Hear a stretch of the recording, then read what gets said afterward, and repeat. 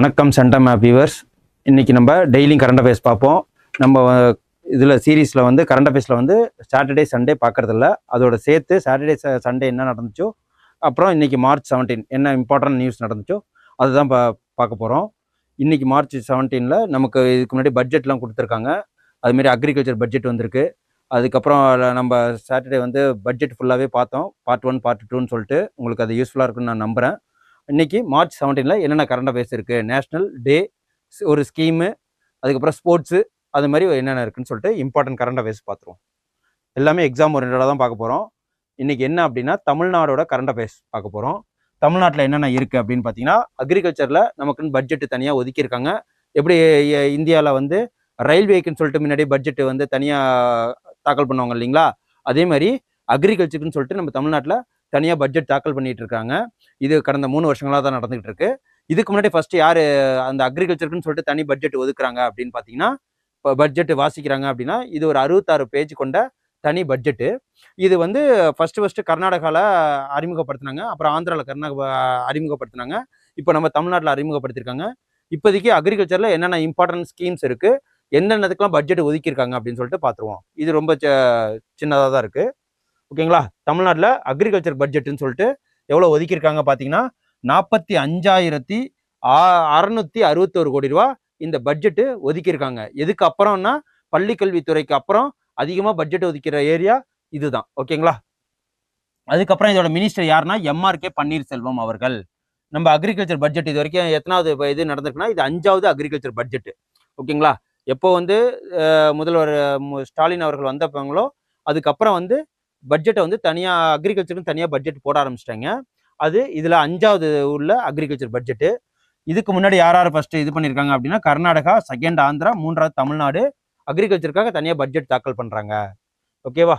இதோட செக்ரட்டரி யார் அப்படின்னா திரு தட்சிணாமூர்த்தி ஐஏஎஸ் அவர்கள் அக்ரிகல்ச்சர் டிபார்ட்மெண்ட்டோட சீஃப் செக்ரட்டரின்னு சொல்லக்கூடாது, பிரின்சிபால் செக்ரட்டரியாக இருக்காங்க. அதுக்கப்புறம் டோட்டல் கிராஸ் கிராப்டு ஏரியா நம்மளோட இந்தியாவில், அதாவது இந்தியாவில் இல்லை தமிழ்நாட்டில் விளைநிலங்கள், அதாவது அறுவடை செய்யும் விளைநிலங்களை எத்தனை ஹெக்டேராக வந்து அவங்க கணக்கெடுத்து வச்சிருக்காங்கன்னா 151 லட்சம் ஏக்கரை வந்து நம்ம அறுவடை பண்ணிக்கிட்டு இருக்கோம். இது வந்து ஒரு போகத்துக்கு தான் சொல்கிறோம், மொத்தமாக சொல்கிறோம். ஒரு போகம் 2 போகம் நம்ம பிரிக்கல. அப்புறம் டபுள், அதாவது டெல்டா ஏரியாலாம் 2 போகம் 3 போகம் நடுவாங்க. நம்ம delta area means Thiruvarur, Nagapattinam, at the same time Thanjavur, Ariyalur, Pudukkottai, அதுக்கப்புறம் கடலூர், மயிலாடுதுறை, கும்பகோணம், இவங்கெல்லாம் வந்து டெல்டா ஏரியாஸ்குள்ளே வருவாங்க. இங்கெல்லாம் வந்து காவேரி இது பண்ணுறதுனால 2 போகம் நடுவாங்க. அது என்ன 2 போகம் அப்படின்னா குறுவை சம்பான்னு சொல்லுவாங்க. குறுவைங்கிறது 4 மாதம், சம்பாங்கிறது 6 மாதம். ஓகேவா.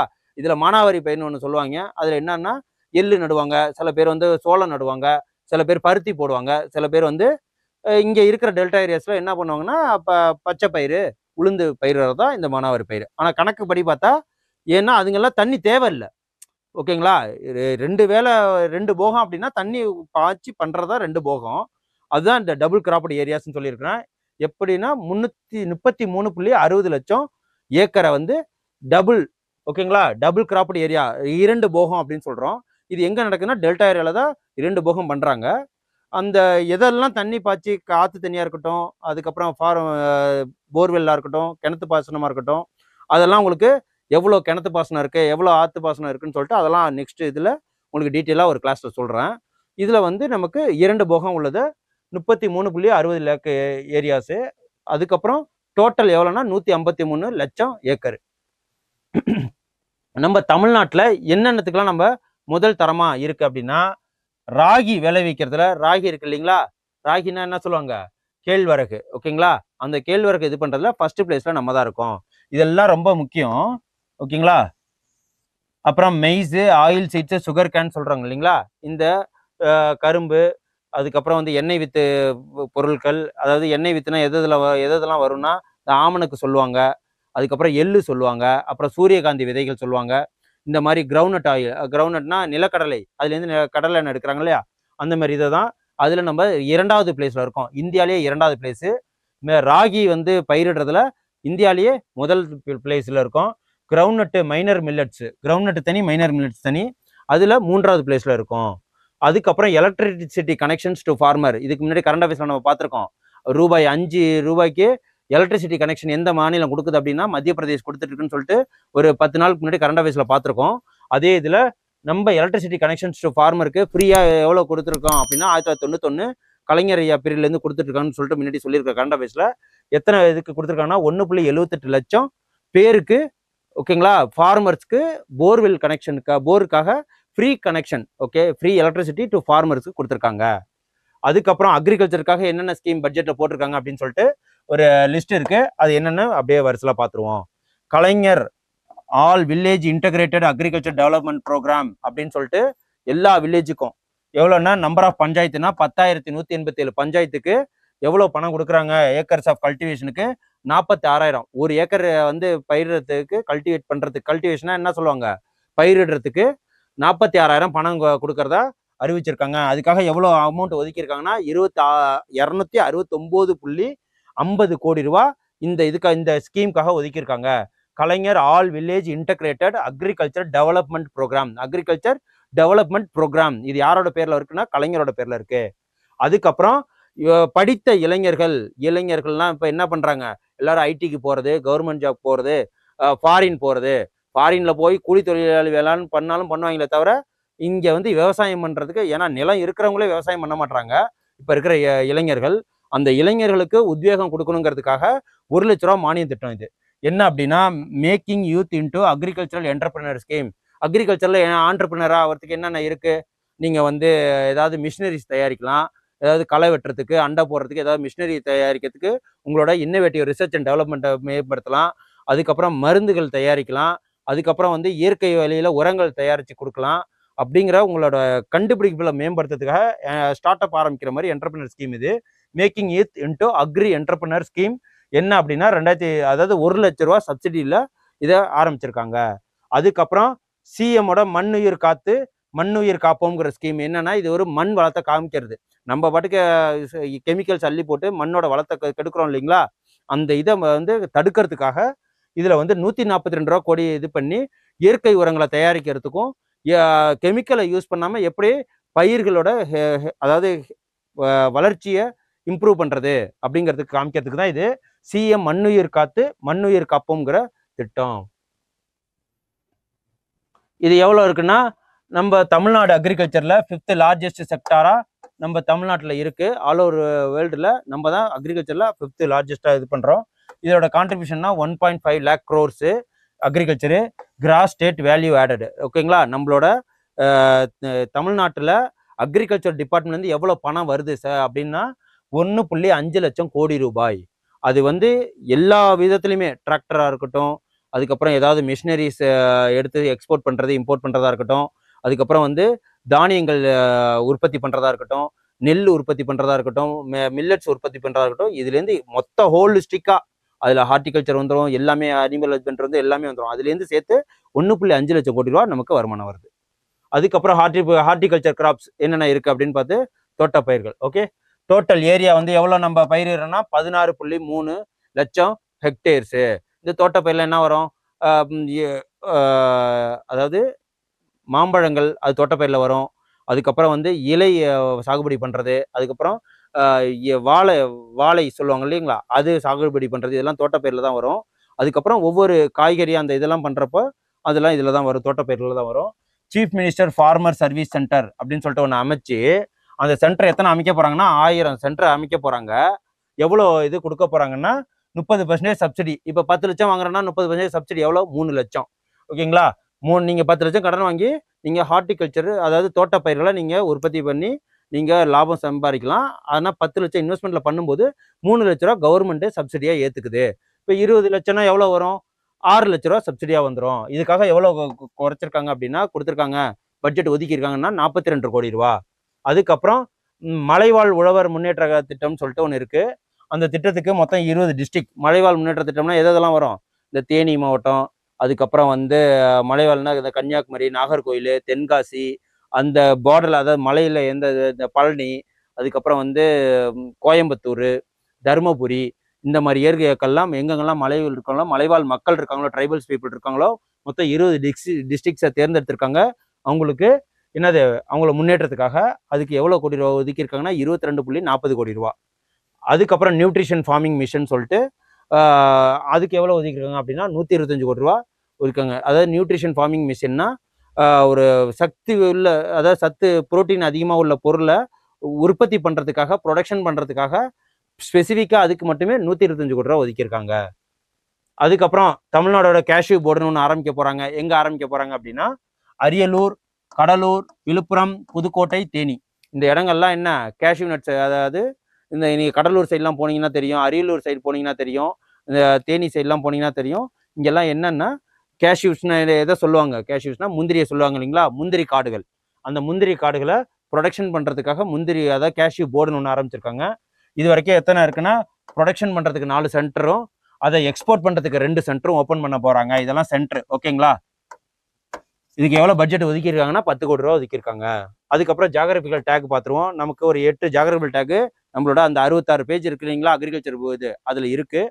அது என்னென்னா நல்லூர் வராகு, அதாவது இது ஜாகிரபிக்கல் இண்டிகேஷன் புவிசார் குறியீடுன்னு சொல்லுவாங்க. நம்ம டிஎன்பிசி கொஸ்டின்லாம் நிறையா வரும். நல்லூர் வரகு கடலூர், அதுக்கப்புறம் வேதாரண்ய முல்லை நாகப்பட்டினம், அப்புறம் நத்தம் புலி இருக்கு இல்லைங்களா திண்டுக்கல், ஆயக்குடி கொய்யான்னு சொல்லுவாங்க, அது திண்டுக்கல். அதுக்கப்புறம் கப்பல்பட்டி கரும்பு அண்டு முருங்கை இந்த திண்டுக்கல். இது எல்லாமே மொத்தம் 5 இடத்துக்கு புவிசார் குறியீடு அந்த இதில் நம்ம அக்ரிகல்ச்சர் பட்ஜெட்டில் இது கொடுத்துருக்காங்க. அதுக்கப்புறம் டாக்டர் MS சுவாமிநாதன் ரிசர்ச்னு சொல்லிட்டு இவர் பேரில் 1 கோடி ரூபா கொடுக்குறாங்க. எதுக்குன்னா ரிசர்ச் அண்ட் டெவலப்மெண்ட்டுக்காக, ஃபார்மிங் செக்டாரில் ரிசர்ச் அண்ட் டெவலப்மெண்ட்டுக்காக 1 கோடி ரூபா கொடுக்குறாங்க. அதுக்கப்புறம் தமிழ்கம் நியூ ஈல் ஸ்பீஷியஸ், இன்னொன்று என்ன பண்ணியிருக்காங்கன்னா, நேற்று நியூஸ் பார்த்துருப்பீங்க, ஹிந்து பேப்பர், தினமணி பேப்பர் எல்லாத்துலேயுமே ஒரு ஃபிஷ்ஷு ஒன்று கண்டுபிடிச்சிருக்காங்க. இது என்னன்னா தமிழகம் சொல்லிட்டு பேர் வச்சிருக்காங்க. இப்போ இந்த மும்முரி கொள்கை பிரச்சனைனால இப்போ எதுக்காக இருந்தாலும் இந்த தமிழகம்னு பேர் வச்சிருவாங்க. இப்போ இருக்கு தமிழிகம் அப்படின்னு சொல்லிட்டு நியூஸ், அதுக்கு என்ன பேர் வச்சிருக்கோன்னா அரியோசோமா தமிழிகம் அப்படின்னு சொல்லிட்டு அந்த ஈல் ஃபிஷ்ஷுக்கு பேர் வச்சிருக்காங்க. ஈல் ஃபிஷ்ஷுங்கிறது என்ன விலாங்கு மீன் நினைக்கிறேன், ஓகேங்களா. அந்த விலாங்கு மீன் நினைக்கிறேன். நியூ ஈல் ஸ்பீஷஸ்க்கு அரிசோமா தமிழிகம்னு சொல்லிட்டு பேர் வச்சிருக்காங்க. இது எங்கன்னா தூத்துக்குடியில், ஓகேவா, எங்கே கண்டுபிடிச்சிருக்காங்கன்னா. அதுக்கப்புறம் நேஷனல் நியூஸ் பார்த்துருவோம். நேஷனல் நியூஸில் என்ன அப்படின்னா கேஞ்சர் வேலி நேஷனல் பார்க் எங்கே வந்து புதுசாக இது சொல்லியிருக்காங்கன்னா சத்தீஸ்கர். இதுக்கு யுனெஸ்கோ லிஸ்ட் ஆஃப் சைட்ஸு, அதாவது தற்காலிக பட்டியலில் சேர்த்துருக்காங்க. அதுக்கப்புறம் இது Mudumalai megalithic menhir, Telangana, Ashokan edicts along Mauryan, கௌஷ் Yogini temple, Guptas temple in north India, fortress of Bundelas. அதுக்கப்புறம் மொத்தம் நம்ம இதெல்லாம் வந்து லிஸ்ட் ஆஃப் அப்கமிங் யுனெஸ்கோ சைட்ஸில் இருக்காங்க. அதுக்கப்புறம் யுனெஸ்கோ ஹெரிட்டேஜ் சைட்ஸில் டென்டேட்டிவாக 62 லிஸ்ட் இருக்குது. இதெல்லாம் வரலாம் அப்படின்னு சொல்லிட்டு போட்டிடுறதுக்காக. ஆனால் அஃபிஷியலாக இப்போ வரைக்கும் நம்ம இதில் 43 சைட்டு யுனெஸ்கோவில் இருக்குது. அது தமிழ்நாட்டில் எத்தனை இருக்குன்னா 4 இருக்குது.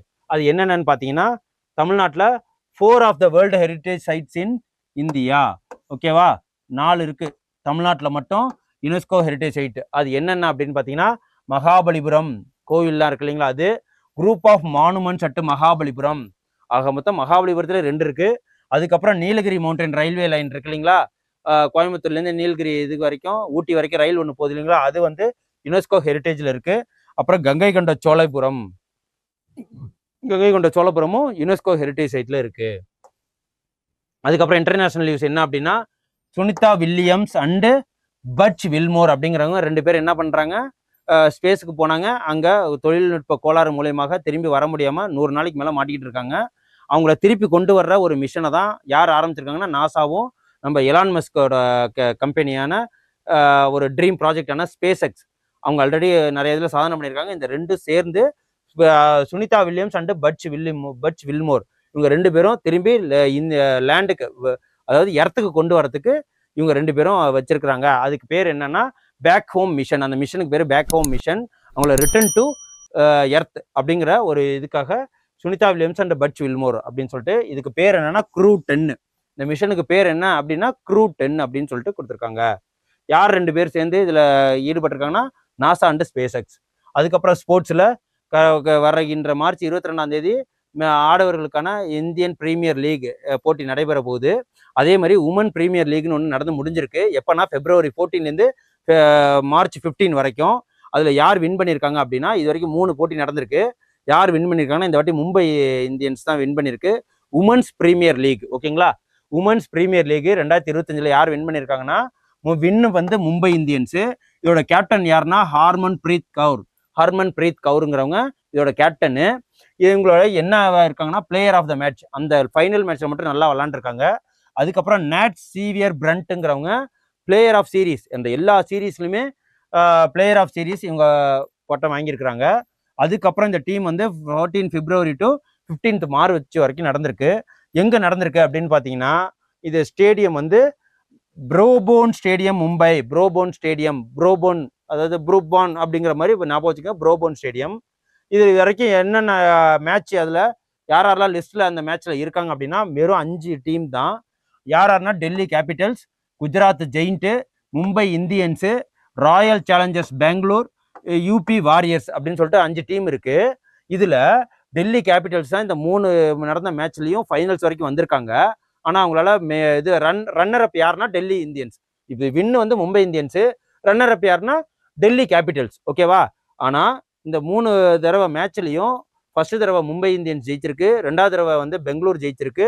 Bangalore means Royal Challenge Bengaluru. 3வது தடவை இந்த வாட்டி மும்பை இந்தியன்ஸ் தான் ஜெயிச்சிருக்கு, ஓகேங்களா? இதான் வின்னர் லிஸ்ட்டு. மும்பை, பெங்களூர், மும்பை இந்த 3 வருஷத்துக்கு. அதுக்கப்புறம் ஸ்டேடியம் எங்கே நடந்துச்சுன்னா, ப்ரோபோன் ஸ்டேடியம் மும்பையில் நடந்திருக்கு.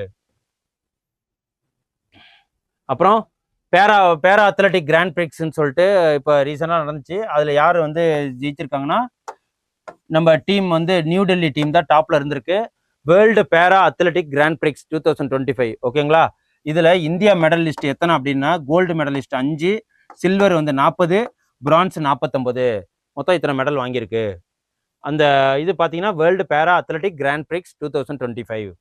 இன்னைக்கு உண்டான இம்பார்ட்டன்ஸ் டே என்ன அப்படின்னு பார்த்தீங்கன்னா, மார்ச் 15, ஓகேவா? மார்ச் 15 சாட்டர்டேங்கிறதுனால அன்னைக்கு உண்டான இது வேர்ல்டு கன்சியூமர் ரைட்ஸு. இதை யார் வந்து இந்த நாளை கொண்டாடணும் அப்படின்னு சொல்லிட்டு இந்த வேர்ல்டு கன்சியூமர் ரைட்ஸ், நம்ம நுகர்வோர் இருக்கோம்ல, கன்சியூமர்னா யார் அப்படின்னா, ஒரு பொருளை வாங்க சொல்றவங்க. இப்போ ஒரு கடை இருக்கு, அங்கே போய் நம்ம காசு கொடுத்து பொருளை வாங்கினோம்னா கன்சியூமரு, ஓகேவா? இதில் ஒரு தீம் என்னன்னா, the just transition to sustainable life style அப்படின்னு சொல்லுவாங்க. மார்ச் 15 வந்து 1962 ஜான் எஃப் கென்னடி தான் இதை பற்றி பேசினாரு. அன்றைய தினமே இதை வந்து வேர்ல்டு கன்சியூமர் டேவா, கன்சியூமர் ரைட்ஸ் டேவா நம்ம வந்து இது பண்ணுறோம். இது நம்ம வேர்ல்டு கன்சியூமர் ரைட்ஸ் டே வந்து எதில் இருக்கு, நம்ம சிலபஸில் இருக்கு, நோட் பண்ணிக்கோங்க.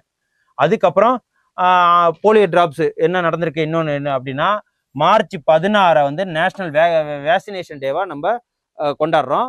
எதனால அப்படின்னா, 1905 இந்த நாளில் மார்ச் 16 தான் போலியோ சொட்டு மருந்து போடுற, அதாவது ஓரல் வழியாக வாயில் இந்த குழந்தைகளுக்கெல்லாம் 1 to 5 வரைக்கும் போலியோ சொட்டு மருந்து போடுறோம் இல்லைங்களா, அந்த தினத்தை தான் வேக்சினேஷன் டேவா நம்ம கொண்டாடுறோம்.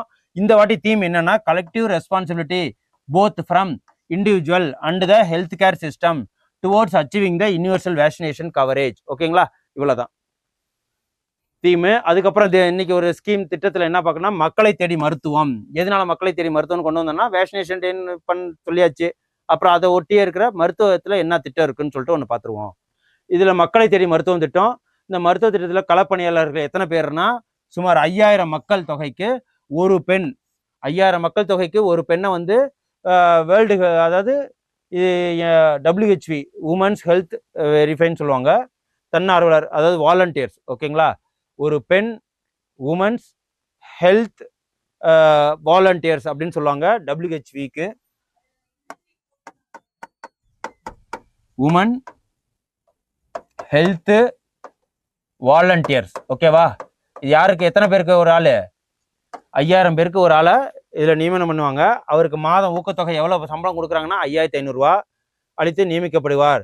இத்திட்டத்தின் கீழ் உயர் ரத்த அழுத்தம், எந்தெந்த நோய்க்கு, பிளட் ப்ரெஷரு, நீரிழிவு நோய், சக்கரை நோய், அதுக்கப்புறம் கர்ப்பப்பை வாய் நோய், அதுக்கப்புறம் மார்பக புற்றுநோய், வாய் மற்றும் நோய், அது வாய் புற்றுநோய், அதுக்கப்புறம் சிறுநீரக நோய், அதுக்கப்புறம் காசு நோய், ஓகேவா?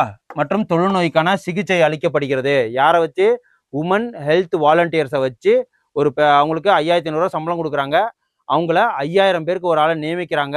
எந்தெந்த நோய்க்கெல்லாம் பெண்களுக்கு உண்டான இதெல்லாம் இது பண்ணுறாங்கன்னா, தொழுநோய் சிகிச்சை, காசநோய் சிகிச்சை, அதுக்கப்புறம் வந்து பிளட் ப்ரெஷர் பார்க்கறது, அதுக்கப்புறம் புற்றுநோய் பார்க்கறது, மார்பக புற்றுநோய் பார்க்கறது, இந்த மாதிரி மேஜரான நோய்கள்லாம்.